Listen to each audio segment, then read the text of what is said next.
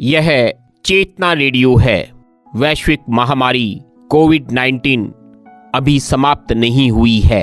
Corona virus विभिन्न रूपों में मानव को संक्रमित कर रहा है। विज्ञान ने इस वैश्विक महामारी से बचाव के लिए वैक्सीन का आविष्कार किया है। यह वैक्सीन मानव की जीवन रक्षा में अहम भूमिका अदा कर रही है। कोविड निरोधक टीका अर्थात वैक्सीन भारत सरकार एवं राज्य सरकार के विशेष टीकाकरण अभियान के माध्यम से पहुंच रही है। राजस्थान के चिकित्सा एवं स्वास्थ्य विभाग द्वारा संग्रिया ब्लॉक में इस अभियान को संचालित कर रहे हैं ब्लॉक मुख्य चिकित्सा एवं स्वास्थ्य अधिकारी डॉक्टर रवि खिच्चड़। डॉक्टर रवि खिच्चड़ आज चेतना रेडियो के स्टूडियो में श्रोताओं से मुखातिब होने के लिए उपस्थित हैं। डॉक्टर रवि खिच्चड़, चेतना रेडियो के श्रोताओं की ओर से चेतना रेडियो के स्टूडियो में आपका हार्दिक स्वागत है। नमस्कार संजय आर्य जी और शिक्षा नगरी संग्रिया के सभी श्रोताओं को मेरा नमस्कार। जिस तरीके से संजय आर्य जी ने बहुत अच्छे से बताया कि कोविड की ये तीसरी लहर प्रभावित कर रही है आम जन को, उसके बचाव के लिए सबसे प्रमुख सूत्र है कोविड टीकाकरण। डॉक्टर रवि खिच्चड़ साहब, चिकित्सा एवं स्वास्थ्य विभाग के ब्लॉक संग्रिया ने कोरोना वायरस निरोधक टीकाकरण अभियान में प्रथम डोज में महत्वपूर्ण उपलब्धि हासिल की है। आप और आपकी टीम इसके लिए बधाई के पात्र हैं। इस टीकाकरण अभियान में अब 15 वर्ष से अधिक और 18 वर्ष तक के बालक बालिकाओं को भी सम्मिलित कर लिया गया है। निश्चित तौर पर आप इस अभियान को भी उसी मनोभाव और प्रभावी ढंग से चलाए हुए हैं। कैसा चल रहा है आपका यह अभियान? इसके साथ साथ कोरोना व्यवहार पर भी हमारे श्रोताओं का ज्ञानवर्धन करें।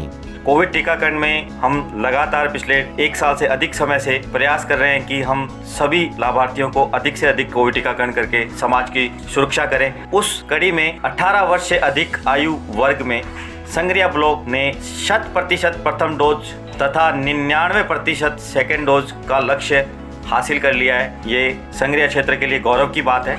उसी कड़ी में 3 जनवरी 2022 से 15 वर्ष से 18 वर्ष आयु वर्ग के सभी किशोर किशोरियों को टीकाकरण की प्रथम डोज शुरू हो चुकी है। उसमें भी हम ब्लॉक ने 60% से अधिक लाभार्थियों को टीकाकरण की पहली डोज लगा दी है। मैं सभी श्रोताओं, समाज के सभी जागरूक लोगों और अभिभावकों से निवेदन करता हूं कि जो भी बच्चा, किशोर किशोरी अगर 15 से 18 वर्ष आयु वर्ग के बीच के हैं और वह कोविड टीकाकरण से वंचित हैं तो नज़दीकी चिकित्सा संस्थान पर आकर अपना कोविड टीकाकरण लगवाएं और सुरक्षा चक्र प्रदान करें। उसी कड़ी में 10 जनवरी से जिन लाभार्थियों को दोनों डोज लगे हुए 9 महीने से अधिक हो गए हैं उनके लिए तीसरी डोज, जिसे प्रिकॉशन डोज का नाम दिया गया है, वह शुरू हो चुकी है। तो मैं उन सभी लाभार्थियों से, विशेषकर health care worker, frontline worker और 60 वर्ष से अधिक के लाभार्थियों से निवेदन करूंगा कि जिनके भी दोनों डोज लगे हुए 9 महीने से अधिक हो गए हैं वह अपने नजदीकी चिकित्सा संस्थान पर आकर कोविड टीकाकरण की प्रिकॉशन डोज जरूर लेवें, क्योंकि आप लोगों ने अपने आसपास ये महसूस किया होगा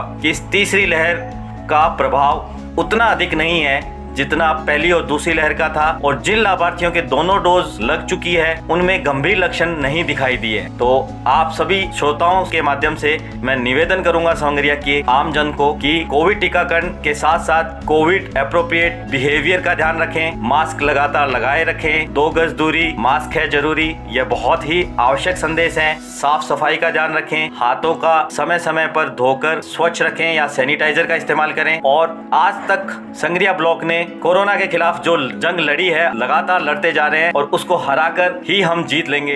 डॉक्टर रवि खिच्चड़ साहब, गर्भवती महिलाओं और स्तनपान करने वाली महिलाओं के टीकाकरण के संबंध में समाज में बहुत सी भ्रांतियां फैली हुई हैं। आप इस संबंध में चेतना रेडियो 90.4 FM के माध्यम से हमारे श्रोताओं का क्या मार्गदर्शन करना चाहेंगे? ये संजय जी आपने बहुत ही जरूरी चीज पूछी, क्योंकि कई बार ये सुनने में आता है कि एक डर है लोगों के मन में, लेकिन पूर्णतः विशेषज्ञों द्वारा सभी प्रकार के शोध करने के बाद भारत सरकार ने और यहाँ तक कि पूरे विश्व ने यह जारी किया है कि भी गर्भवती महिलाओं तथा स्तनपान कराने वाली महिलाओं के लिए यह टीका पूर्णतः सुरक्षित है। सभी को इसकी डोज लेनी चाहिए और दोनों डोज लेनी चाहिए, क्योंकि पूरी सुरक्षा का हिसाब दोनों टीका के बाद ही संभव हो पाएगा। तो मैं सभी श्रोताओं से निवेदन करूंगा कि अगर आप आपके परिवार में किसी भी कारणवश अगर कोई टीकाकरण से छूटा हुआ है, अगर आपके मन में किसी भी प्रकार का प्रश्न है, आप चाहें तो मुझसे पूछ सकते हैं। आप मुझसे आके ऑफिस में कभी भी संपर्क करें। अगर आपके मन में किसी भी प्रकार का प्रश्न है तो उसका हम आपको उत्तर देने का पूरा प्रयास करेंगे, लेकिन अपने और अपने परिवार की सुरक्षा की जिम्मेदारी अब आपके हाथ में है। सर, बहुत सी बार यह सुनने में आता है कि कोविड के टीकाकरण के दौरान बहुत सी समस्याएं उत्पन्न हो जाती हैं, बहुत सी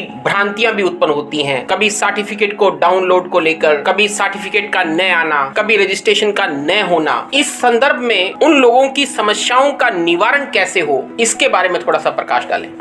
संजय जी, आपने बिल्कुल सही कहा। कुछ लोगों में ये भ्रांतियां भी हो जाती है, कुछ लोगों को सही बातों का पता नहीं होता है, इसलिए हमें ये समस्याएं सुनने में आती है। लेकिन उसके लिए आपको मैं बताना चाहता हूं कि हमारा जो ब्लॉक ऑफिस है, संगरिया ब्लॉक ऑफिस, जो संगरिया सरकारी अस्पताल CSC के ऊपर है, उस पे आप कभी भी ऑफिस टाइम पर आके अपनी समस्या का निवारण कर सकते हैं। और उसके साथ ही राज्य सरकार ने एक हेल्पलाइन भी जारी कर रखी है, 181-181। उस पे आप कभी भी अपनी कोई समस्या है तो आप उसमें कॉल करके अपनी समस्या बताइए। वह ऑनलाइन इंटरनेट के माध्यम से हमारे पास आ जाती है और हम सभी समस्याओं को दैनिक रूप से डेली हम उसको देखते हैं और उनसे हम संपर्क करके उसका हम सुलटारा करने के लिए पूरे प्रयास करते हैं। उसी के अलावा अगर कहीं भी आपको लगता है कि किसी क्षेत्र में किसी कारणवश कोविड टीकाकरण से वंचित लोग बैठे हैं जो टीकाकरण स्थल तक नहीं आ सकते हैं, आप उनकी सूचना भी हमें दीजिए। हम तुरंत उनके घर जाके टीकाकरण की सुविधा उपलब्ध करवाएंगे। आप 181 के माध्यम से भी संपर्क कर सकते हैं। आप नजदीकी चिकित्सा संस्थान में ANM से भी संपर्क कर सकते हैं, हमारे ब्लॉक ऑफिस में संपर्क कर सकते हैं और आपको तुरंत सभी प्रकार की सुविधा उपलब्ध कराई जाएगी। डॉक्टर रवि खिचड़ साहब, आप चेतना रेडियो के स्टूडियो में आए,